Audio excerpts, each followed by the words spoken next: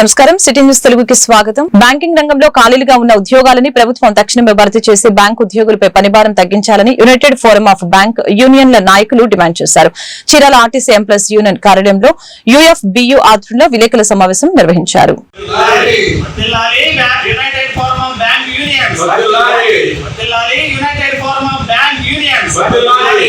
భర్తీ చేయాలి బ్యాంకింగ్ రంగంలోని అన్ని ఖాళీలను భర్తీ చేయాలి బ్యాంకింగ్ రంగంలోని అన్ని ఖాళీలను భర్తీ చేయాలి బ్యాంకింగ్ రంగంలోని అన్ని ఖాళీలను అమలు చేయాలి వారానికి 5 రోజుల పని దినాలను అమలు చేయాలి వారానికి 5 రోజుల పని దినాలను అమలు చేయాలి వారానికి జరగబోవు యూఏపీ తరఫున జరగబోవు సమ్మె కొరకు 24-25 జరుగుతున్న సమ్మెలో మరి దేశవ్యాప్తంగా జరగబోవు సమ్మెలు జయప్రదం చేయవలసిందిగా మీడియా వారిని మేము కోరడం జరుగుతూ ఉన్నది. అయితే మా డిమాండ్స్ ఏమిటంటే పని దినాల్లో 5 రోజులుగా చేయాలని, మా పిఎఫ్ని గ్రాట్యుటీని 20 లక్షల నుంచి 25 లక్షల వరకు చేయాలని, అదే మాదిరిగా అవుట్సోర్సింగ్ ఎంప్లాయీస్ని రెగ్యులర్ చేయాలని, ఇంకా రెసిడ్యువల్ ఇష్యూస్ ఇంకా ఎన్నో ఉన్నాయి. అవన్నీ మేము గవర్నమెంట్కి వారి ముందు ఫైనాన్షియల్ మినిస్ట్రీ ముందుకు మేము తీసుకువెళ్తున్నాము. దానికి అనుగుణంగా మేము మీడియా వారిని కోరి ఉన్నాము. అలాగే ఈ యొక్క మా తదనంతరంగా మాకు అనుసంధానంగా ఉన్న ఈ యొక్క మా యొక్క యూచేఈ తర్వాత సిటిఏఈ ఈ అందరూ మా అనుబంధ సమస్యలందరినీ మేము కోరుతా ఉన్నదాం. మాకు సపోర్ట్ చేయవలసిందిగా కోరుతా ఉన్నాం. అలాగే ఈ మీడియా తరఫున మేము ప్రజలందరినీ కోరుతా ఉన్నది ఏంటంటే మాకు మీరు సపోర్ట్ చేయవలసిందిగా కోరుతా ఉన్నాం. అలాగే కాకుండా ఈ దేశంలో అన్ఎంప్లాయ్మెంట్ జరిగిపోతూ ఉన్నది. ఈ రోజుగా ఎక్కువగా అన్ఎంప్లాయ్మెంట్ ఎక్కువైపోతూ ఉన్నది. మరి ఎంప్లాయ్మెంట్ జనరేషన్ లేదు.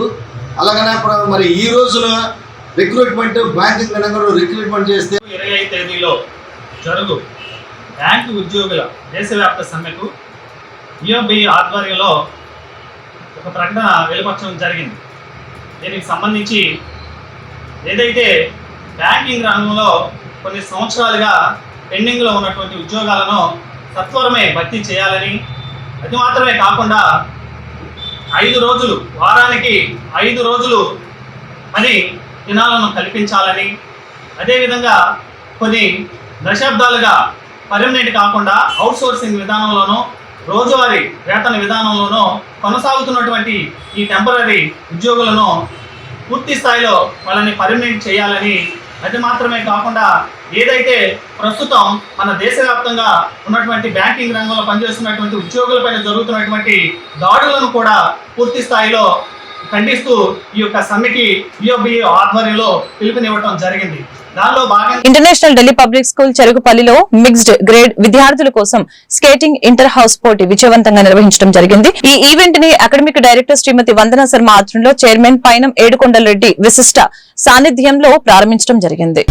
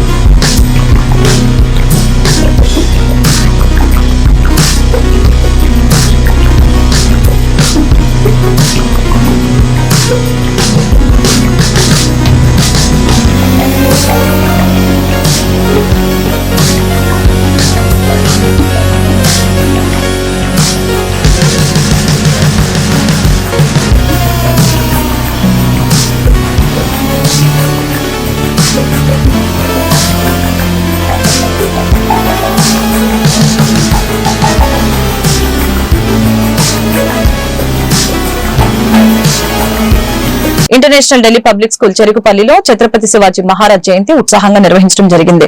మహారాష్ట్ర సామ్రాజ్య స్థాపకుడైన శివాజీ మహారాజ్ యొక్క సాహసం, నాయకత్వాన్ని విద్యార్థులు ప్రదర్శించారు. Legendary Maratha king whose name is Chhatrapati Shivaji Maharaj.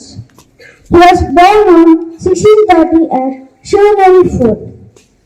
His father was Shahaji Bhosle and mother was Jijabai. At young age, he was deeply influenced by his mother's teaching and the vision of independent Hindu kingdom. At the age of 16, he captured his first fort, Torna, marking the beginning of his military campaigns. Using rural Smith from Southern Galilee. A courtyard in Shivneri Fort. Shivaji is practicing sword play with a sword while Jijabai watches. Dadaji Kondev stands nearby. Now the scene then begins, the lesson of leadership.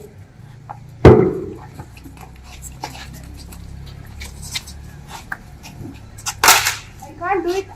It's too difficult. Myself. Shivaji, a leader never quits. Now the scene 2 starts, the vision of Swarajya. Jijabai takes Shivaji to a small temple within the fort. She shows him a map of the Deccan.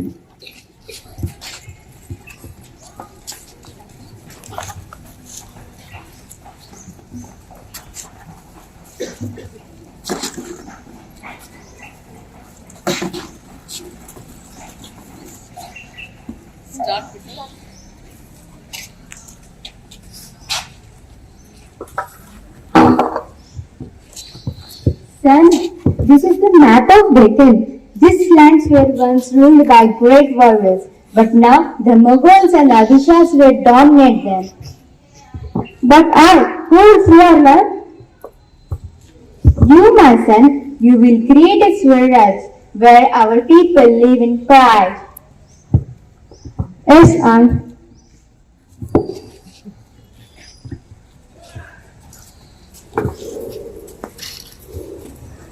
Now the scene 3 begins, the promise.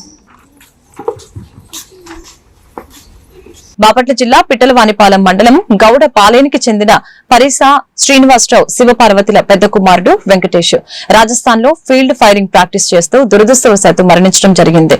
ఇది బాధాకరమని బాపట్ల జిల్లా మాజీ సైనిక సంక్షేమ సంఘం అధ్యక్షులు MPTC తాండ్ర సాంబశివరావు తెలిపారు. పరిసా శ్రీనివాసరావు శివపార్వతిలకు పుట్టిన 2 కుమారులు వెంకటేష్ మరియు గోపికృష్ణన్ని దేశ రక్షణ కోసం సైన్యంలో చేర్పించడం గర్వకారణమని, అయితే అనుకోకుండా ఫీల్డ్ ఫైరింగ్ ప్రాక్టీస్ లో జరిగిన దుర్ఘటనలో వారి పెద్ద కుమారుడు వెంకటేష్ ని కోల్పోవటం వారి కుటుంబానికి తీరలేని లోటు అని శోకతప్త హృదయంతో తెలిపారు. అందరికీ నమస్కారం అండి. ఈరోజు బాపట్ల జిల్లా మాజీ సైనిక సంక్షేమ సంఘ కార్యాలయం నుండి ఒక విషాదకరమైన వార్త తెలియజేయడం జరుగుతుంది. మన బాపట్ల జిల్లాలో ఉన్నటువంటి బాపట్ల నియోజకవర్గం పిట్లవారిపాలెం మండలంలో మరి గౌడుపాలెం అనేటటువంటి గ్రామానికి చెందినటువంటి సైనికుడు ఎవరైతే పరిసా వెంకట అనేటటువంటి ఒక సైనికుడు మరి అకాల మరణం చెందడం జరిగింది. చాలా బాధాకరం. మరి పరిసా వెంకట గారు రాజస్థాన్లో ఫీల్డ్ ఫైరింగ్ ప్రాక్టీస్ చేస్తూ, అంటే యుద్ధ విన్యాసం, ఒక రకంగా యుద్ధ విన్యాసాలు చేసేటటువంటి క్రమంలో మరి మిస్ఫైర్ అవటం వలన మరి పరిసా వెంకట గారు మరణించడం చాలా బాధాకరం. మరి పిట్టలవానిపాలెం గౌడుపాలెంకి చెందినటువంటి పరిసా శ్రీనివాసరావు గారు శివపార్వతిల పెద్ద కుమారుడైనటువంటి పరిసా వెంకట గారు, మరి పరిసా శ్రీనివాసరావు శివపార్వతి గారులకు 2 కుమారులు మరి జన్మిస్తే 2 కుమారులను కూడా దేశ సేవకు పంపించడం చాలా గర్వకారణం. మరి అలాంటి కుటుంబంలో దేశ సేవకి మరి ప్రాధాన్యతనిస్తూ ఉన్న 2 కుమారులను కూడా దేశ సేవకు పంపించుకున్న క్రమంలో ఒక కుమారుడు మరి వీరోచితంగా యుద్ధ విన్యాసాలు చేస్తూ చనిపోవటం చాలా బాధాకరం. మరి వారి పార్థివ దేహం ఇంకా స్వస్థానానికి రాలేదు. దాని గురించి మా బాపట్ల జిల్లా మాజీ సైనిక సంక్షేమ సంఘం తరపున మరి అధికారులతోనూ మరి జిల్లా సైనిక వెల్ఫేర్ ఆఫీసర్ కానీ ఆర్ఎస్పీ అధికారులతో కానీ అదేవిధంగా కుటుంబ సభ్యులతో మరి అక్కడ ఉన్నటువంటి కమాండింగ్ ఆఫీసర్లతో మరి మాట్లాడటం జరుగుతుంది ఎప్పటికప్పుడు. వారి పార్థివ దేహం రేపు ఉదయానికి మరి పెట్లవారిపాలెం చేరుకోవచ్చు. అలాంటి సైనికుడు అమరుడు అవటం చాలా బాధాకరం. దేశ సేవలో ప్రాణాలు అర్పించినటువంటి పరిసా వెంకట గారి మరి అంతిమయాత్రలో అభిమానులందరూ కూడా, దేశాన్ని ప్రేమించేటటువంటి దేశ ప్రేమికులందరూ కూడా పాల్గొనాలని చెప్పి ఇంటర్నేషనల్ ఢిల్లీ పబ్లిక్ స్కూల్ చెరుకుపల్లిలో ఈ రోజు విద్యార్థులకి క్రియేటివ్ క్రాఫ్ట్ మేకింగ్ సెషన్ విజయవంతంగా నిర్వహించారు. ఢిల్లీ నుంచి క్రాఫ్ట్ నిపుణులు శ్రీ అంబ్రోస్ రాయ్ ప్రత్యేకంగా విచ్చేసి వివిధ రంగుల కాగితాలతో అందమైన మరియు వినూత్నమైన క్రాఫ్ట్ తయారీ విధానాలని విద్యార్థులకి ప్రదర్శించారు.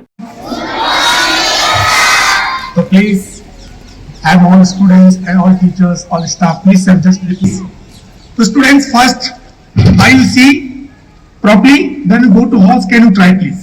So I am starting my show. Everybody ready? And which color paper rolling first? So students, my demonstration so very useful and very good practical. Where school call is subject. Many function coming. How can decoration your office, classroom, school, temple decoration? I prefer only 2 paper demonstration, but you go to halls where many color paper join. Not lumber, no leash, no tackle. 1 color, 2 color, 3 color, 4 color, 10 color, 20 colors. Many color paper join, no problem. First you want roll. First time how many paper like this? 2. Small cut. How many time cut completes? 2. And complete also 3 part. 3 part. 1, 2, 3. Students, downside were the big part, not cut. You cut like only small part, center. Middle part, you cut also full. All open paper just can be placed downside. First to complete one letter, English capital.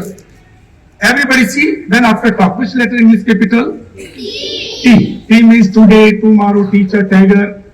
You like this name, take 1 day, 2 days, 5 days, 10 days, 1 month, no problem. Suppose that tomorrow, day after tomorrow, any function coming, you like our madam office, classroom, house, temple, just can open. First you take 1 paper. You take 1 paper, just can slowly off. This one Indian Ashtree. And how many color paper joined? 2 paper. Now it's very small size. You join 5 color, 10 color, 20 color, 25 color.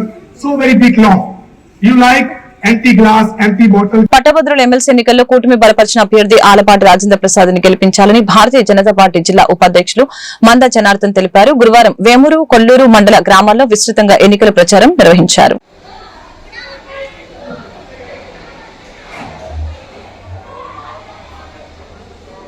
ఉమ్మడి కృష్ణా, గుంటూరు జిల్లాల MLC ఉమ్మడి NDA కూటమి అభ్యర్థి అయిన శ్రీ ఆలపాటి రాజేంద్ర ప్రసాద్ గారు మన పట్టభద్రుల నియోజకవర్గం నుంచి పోటీ చేస్తున్నారు. కనుక మన కృష్ణా, గుంటూరు జిల్లాల పట్టభద్రులు, మాజీ ఉపాధ్యాయులు, మాజీ ఉద్యోగస్తులు, ప్రస్తుత ఉద్యోగస్తులు అందరూ కూడా ఎన్డీఏ కూటమి అభ్యర్థి అయిన ఆలపాటి రాజేంద్ర ప్రసాద్ గారికి తమ మొదటి ప్రాధాన్యత ఓటును వేసి అఖండ మెజార్టీతో గెలిపించాలని భారతీయ జనతా పార్టీ ఉమ్మడి అభ్యర్థిని గెలిపించాలని ప్రచారం చేయడం జరుగుతుంది. దీనిలో భాగంగా ఈరోజు కొల్లూరు మండలం వేమూరు నియోజకవర్గంలో భారతీయ జనతా పార్టీ సారథ్యంలో ఇంటింటికి తిరిగి ప్రచారం చేయడం జరుగుతుంది. దీనిలో భాగంగా ఈరోజు దేశంలోనూ రాష్ట్రంలోనూ డబుల్ ఇంజిన్ సర్కారు నాయకత్వంలో రాష్ట్రంలో దేశంలో అనేక అభివృద్ధి కార్యక్రమాలు, సంక్షేమ కార్యక్రమాల్ని అమలు చేస్తున్నారు. ఈ కార్యక్రమాల దృష్ట్యా మీరందరూ మన ఉమ్మడి అభ్యర్థి అయిన రాజేంద్ర ప్రసాద్ గారిని గెలిపించాల్సిందిగా ప్రార్థిస్తున్నాం. ఈ నెల 26వ తారీఖున జరిగే మహాశివరాత్రికి ఆంధ్రప్రదేశ్ ముఖ్యమంత్రి చంద్రబాబు నాయుడు వచ్చి స్వామివారికి పట్టు వస్త్రాలు అందజేస్తారని నర్సరావుపేట శాసనసభ్యులు డాక్టర్ చదలవాడ అరవిందబాబు తెలిపారు. నర్సరావుపేటలోని పల్నాడు బస్టాండ్ లో స్పెషల్ శానిటేషన్ డ్రైవ్ కార్యక్రమాన్ని నిర్వహించారు. ఈ సందర్భంగా శాసనసభ్యులు డాక్టర్ చదలవాడ అరవిందబాబు మాట్లాడారు.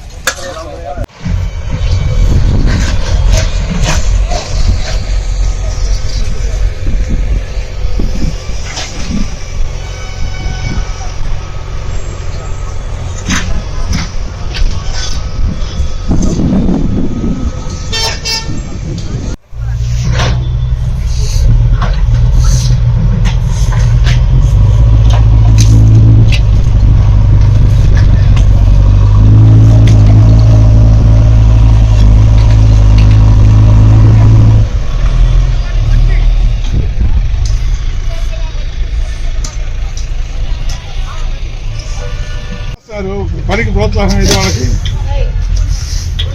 అది దానికి రాదు. ఇది పనికి ప్రోత్సాహం ఉంటే వాళ్ళకి కొద్దిగా చేయాలని అనిపిస్తుంది. ప్రోత్సాహం చాలా గట్టిగా అనిపిస్తుంది.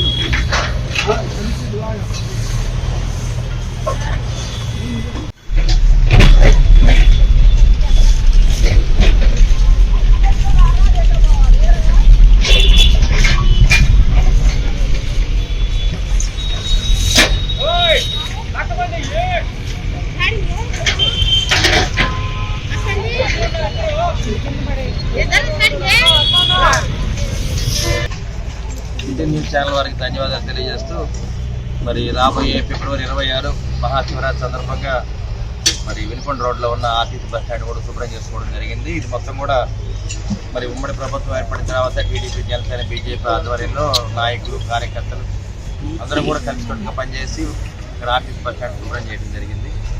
మట్టిని శుభ్రం చేసాము, మట్టిని చదువు చేసాము, రాళ్ళు ఎత్తేసాము.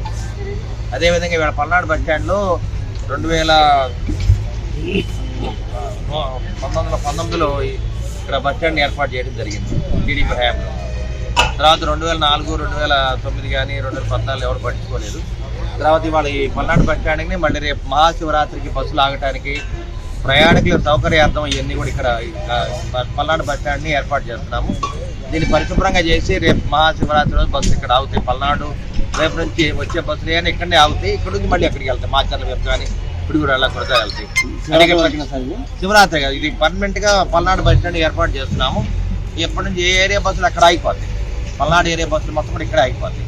అదేవిధంగా సత్రపల్లి రోడ్డు వైపు వచ్చే బస్సులు కూడా అక్కడే ఆపడానికి ప్రయత్నం చేస్తున్నాము. దానికి స్థలం దొరికితే కనుక అక్కడ కూడా ఏర్పాటు చేస్తాయి. అదేవిధంగా అందువల్ల ఈ కార్యక్రమాన్ని మరి కార్యకర్తల నాయకులు అందరూ కూడా ముందుండి మరి దీన్ని విజయవంతం చేస్తూ ఉన్నారు.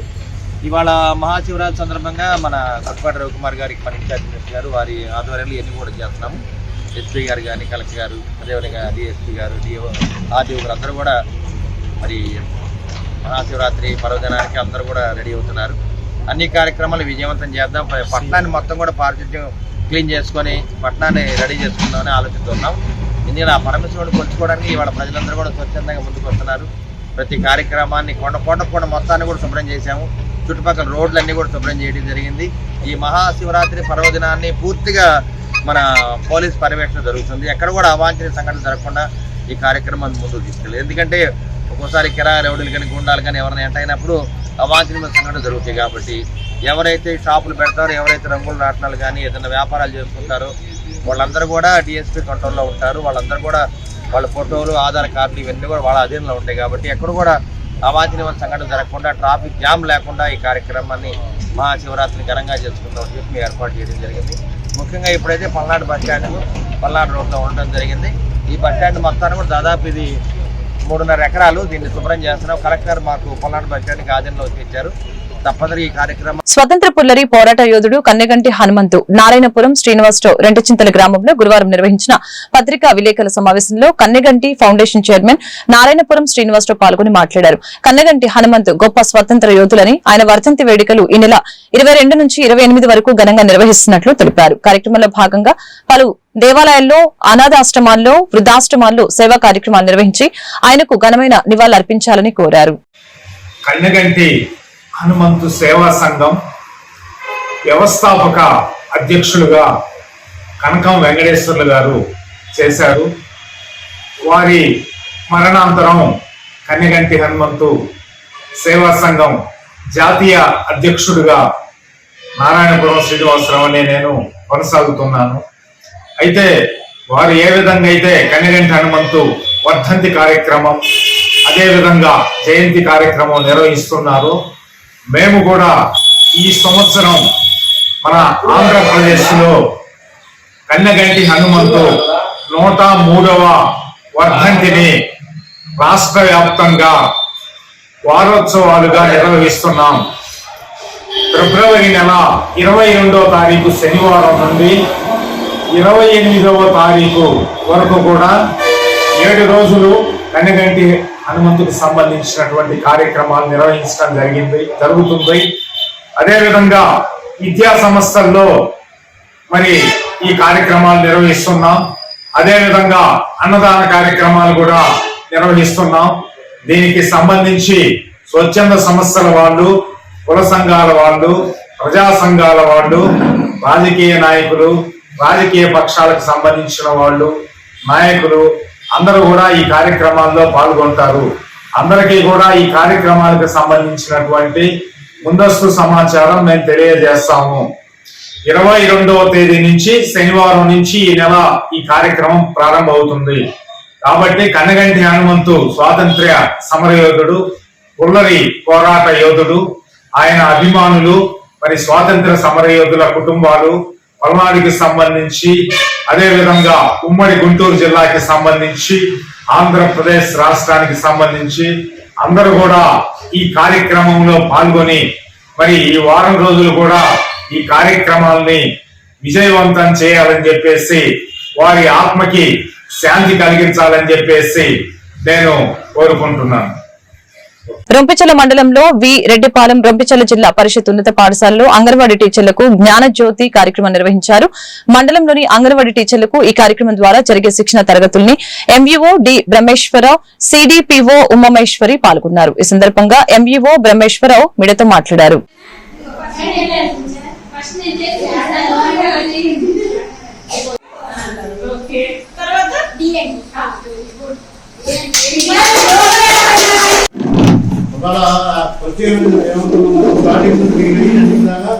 వాళ్ళ యొక్క సాయం బట్టి ఇచ్చుకుంటే వెళ్ళచ్చు. అయితే ఫస్ట్ వాళ్ళ PP1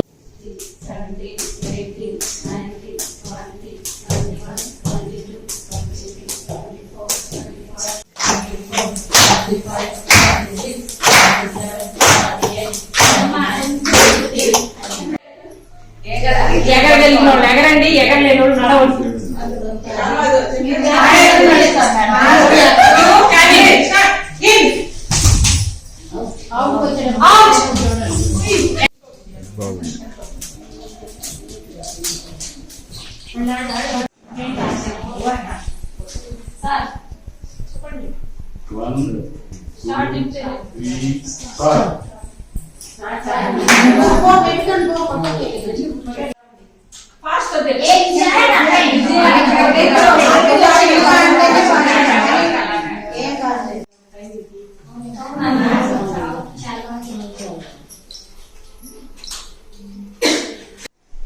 ఈరోజు నర్సరావుపేట ఐసిడిసి ప్రాజెక్టు పరిధిలో ఉన్నటువంటి రొంపిచెల మండలంలో జెడ్పీ హై స్కూల్ నందు 120 days జ్ఞానజ్యోతి ట్రైనింగ్ సందర్భంగా మొదటి 3 రోజులు ఈ ట్రైనింగ్ క్లాసు సందర్భంగా కూడా ఇవాళ ఇక్కడ 3వ రోజు జరుగుతుందండి.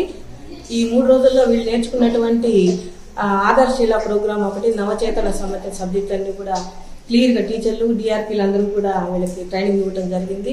ఇందులో భాగంగా అంగన్వాడీ కార్యకర్తలు కూడా యాక్టివ్గా పార్టిసిపేట్ చేశారు. వాళ్ళకు కూడా ఈ ట్రైనింగ్ రిఫ్రెష్ అయింది. ఆ 120 daysలోనే 6 days మొదటి 6 రోజుల ప్రోగ్రాము ఇది కంటిన్యూస్గా జరుగుతుంది. రెండో స్పెల్లో శనివారం నుంచి 25 వరకు కూడా 3 రోజులు జరుగుతుంది. ఈ సందర్భంగా 6 రోజులు పూర్తవుతుంది.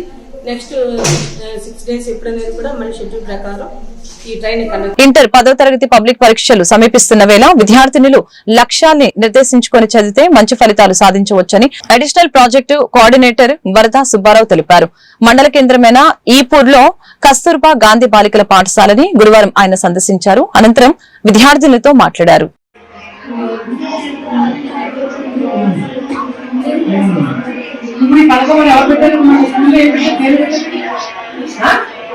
దొక్క సీతమ్మని పక్కన మన మధ్యాహ్నం భోజనం అలానే పెట్టారు కదా, ఎవరు దొక్క సీతమ్మ అంతేనా? మంచి మన ఎడ్యుకేషన్ మినిస్టర్ గారు వెరీ గుడ్ వెరీ గుడ్. అలా తెలుసుకోవాలి, అన్ని సబ్జెక్ట్ కూడా అన్ని తెలుసుకోవాలి.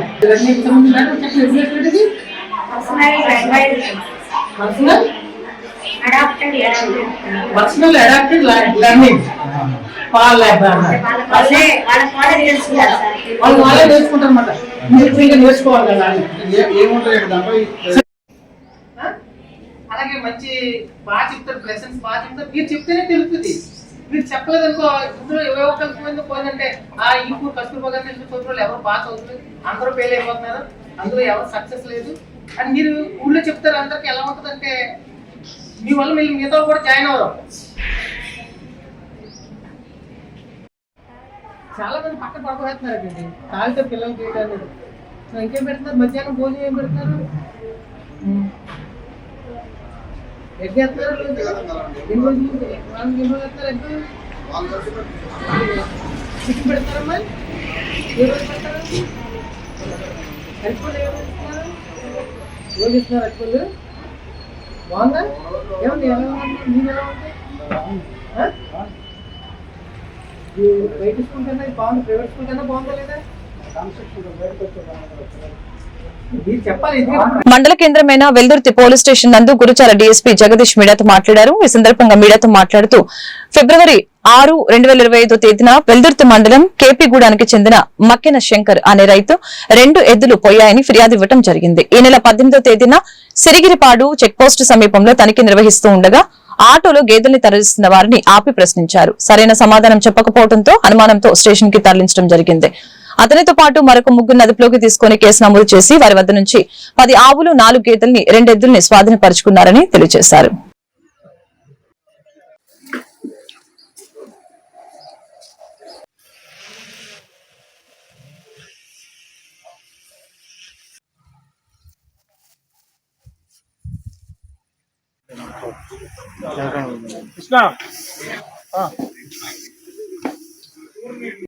మాకు తీరా ఎద్దు కూడా కటింగ్ అయిపోయింది సార్. ఆయన పట్టించుకోవటానా నిలబడదు సార్. అసలు ఏం జరిగిందని నేను మీకు ఇప్పుడు చెప్తాను. దాని రిలేటెడ్ మాకు 6వ తారీఖున 2వ నెల 2025 సంవత్సరం మక్కిన శంకర్ అనే వ్యక్తి ఒక 2 ఎద్దులు పోయినాయి అని చెప్పి కేపీగూడెంకి సంబంధించిన ఆయన స్టేషన్కి వచ్చి కంప్లైంట్ ఇచ్చాడు. ఇచ్చిన వెంటనే మేము దాన్ని కేసు రిజిస్టర్ చేస్తున్నాము. ఎఫ్ఐఆర్ నెంబర్ 10/2025 అండర్ 379 ఐపీసీ కింద రిజిస్టర్ చేసాము. రిజిస్టర్ చేసిన తర్వాత అలాగే మల్టిపుల్ కేసెస్ మాకు వచ్చినాయి. చాలా క్యాటిల్ థెఫ్ట్స్ జరిగాయి కానీ వాళ్ళు ఎవరు కేసులకు వచ్చి కంప్లైంట్ ఇవ్వలేదు. సో ఇది సీరియస్ ఇష్యూ కింద కన్సిడర్ చేసి వెంటనే ఒక 2 టీమ్స్ కింద ఫామ్ చేస్తున్నాము. ఒకటి under circle inspector of rural Macherla, ఇంకొకటి వెల్దుర్తి పిఎస్ ఎస్ఐ గారిది.